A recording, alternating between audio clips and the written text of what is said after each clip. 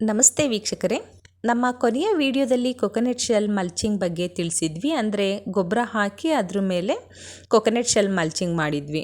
ಇವತ್ತಿನ ವಿಡಿಯೋದಲ್ಲಿ ಅದರಿಂದ ಆದಂತಹ ಬೆನಿಫಿಟ್ಸ್ ಬಗ್ಗೆ ತಿಳಿಸ್ಕೊಡ್ತಾ ಇದ್ದೀನಿ. ಈ ಗಿಡ ಏನು ನೋಡ್ತಾ ಇದ್ದೀರಾ, ಇದು ಕೊಕೊನಟ್ ಶೆಲ್ ಮಲ್ಚಿಂಗ್ ಶುರು ಮಾಡಿದಾಗ ಇದ್ದಂತಹ ಪರಿಸ್ಥಿತಿ.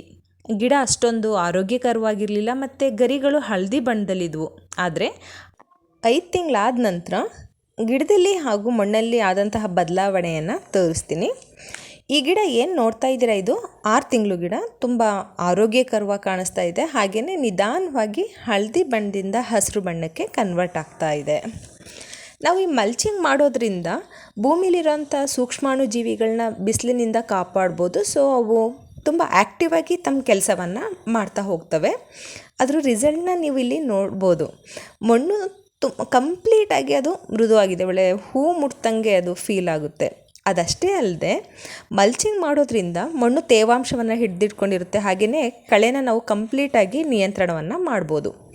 ಇದೆಲ್ಲ ಕೊಕೊನಟ್ ಶೆಲ್ ಮಲ್ಚಿಂಗಿಂದ ಆದಂತಹ ಉಪಯೋಗ.